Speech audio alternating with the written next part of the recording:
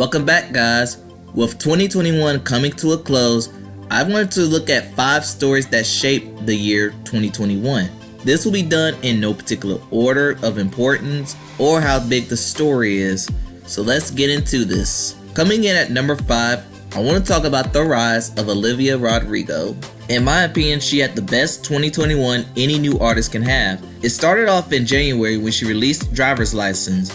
The song at the time broke Spotify records en route to a #1 debut on the Billboard Hot 100s, and many began to compare her to Taylor Swift, Lorde, Alanis Morissette, among others. The song lasted 8 weeks on the top. After the rise of Driver's License, I questioned if she could follow up, and she did. On April Fool's Day, she released Deja Vu as her next single. It debuted in the top 10, peaking at number 3. At the same time, she announced that her debut album, Sour, will be released in May. But before she released the album, she released her 3rd single, Good For You, which debuted at number 1, and even though the song was number 1 for a week, it spent 13 weeks at number 2, breaking Whitney Houston's record for most weeks spent at number 2 for a female artist.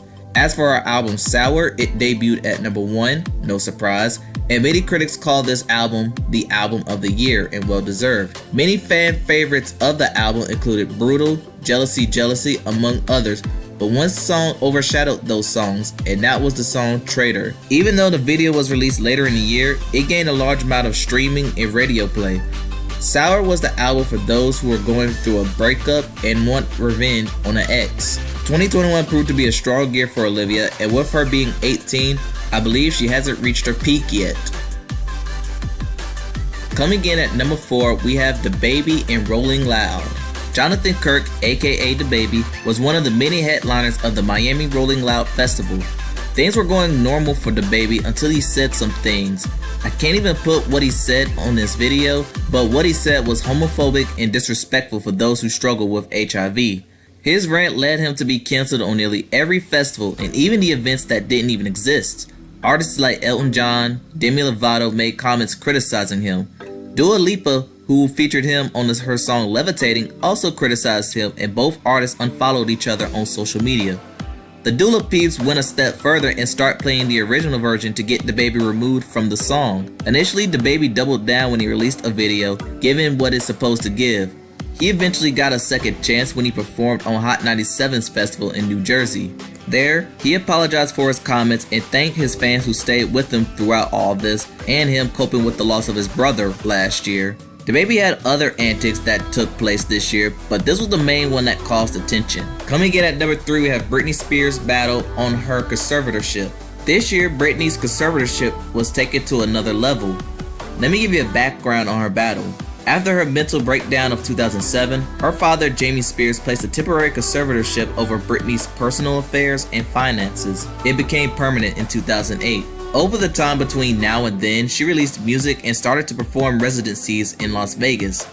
Things went to a pause in 2019 when Spears was sent to a mental institution because of the stress of her father's health broke her down. But this was covered up after sources said that Britney was sent there because she refused to take new medication. And this is where the hashtag Free Britney social campaign began. To quickly sum this story up, the movement went viral and the media began to cover this story. Pressured by the media and fans, Jamie agreed to step down from her conservatorship, and it came to a permanent end in November 2021 and Britney was freed. Coming in at number 2, we have Morgan Wallen's 2021. Morgan had an interesting 2021. It started off with him releasing his double album Dangerous. The album was a commercial success and critical success, but an incident nearly led him to be blackballed. While this album was still number 1, a video of a drunken Wallen arriving home surfaced and he hurled out the big one, the N1. The effect of this video surfacing led to iHeartRadio to pull his music, the CMTV channel pulled any planned appearances of him, and also disqualifying him for their channel awards. And his recorded contract was put on hold.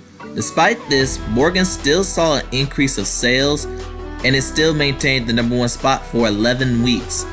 Fast forward to today, Morgan is still banned from award shows despite him being nominated. Also, he admitted he had entered rehab for his alcoholic tendencies and pledged $500K for black serving groups. Imagine if he didn't say what he said. His album would have been the album of the year for various awards, If Morgan could have been a Country Artist of the Year, now he is viewed as a controversial figure in country. Before I move on, I want to do some honorable mention stories for 2021. Cardi B gets pregnant. While performing at the 2021 BET Awards, Cardi unveiled her second baby bump. Lizzo rumors flop. Although it debuted at number 4 on the charts, this song was overshadowed by Lizzo's antics than the music. Megan Thee Stallion graduates, a major accomplishment for Miss Tina Snow. Astro World. Travis Scott's music festival leads to a tragic loss of lives. Drake breaking his own record. Charting 9 songs in the top 10 is better than charting 7. Coming in at number 1, we have Lil Nas X in the Shoes. In the spring of 2021, Lil Nas X released the song Montero, Call Me By Your Name. While the song was good, the video for the song was amazing. Tano Munoz and Montero Hill served as directors. The video made biblical references to Adam and Eve being stoned in the Colosseum as he's being judged, and references to heaven and hell. After the video released, it unsurprisingly received backlash from multiple parties. Christians, conservatives, athletes, and even other rappers criticized the video. Regardless of the controversy, Nas X called the controversy part of his marketing of the song. It worked as it debuted at number 1 and maintained a top 10 presence throughout the summer. But after releasing the single, Nas X got into hot water. He teamed up with Nike and released a satanic shoe, with the number 666 being referenced throughout, as that's how many shoes were made. But thanks to a lawsuit, sales of these shoes were blocked. With all the marketing done for this song, it paid off in the end. The video won Video of the Year at the VMAs and an AMA for the same thing. It currently has nominations at the Grammy for Record of the Year, Song of the Year, Album of the Year, and Best Music Video. Anyway, that concludes my list. What do you think was the top music story of 2021? Let me know in the comments below. Thanks for watching, and I'll see you next time.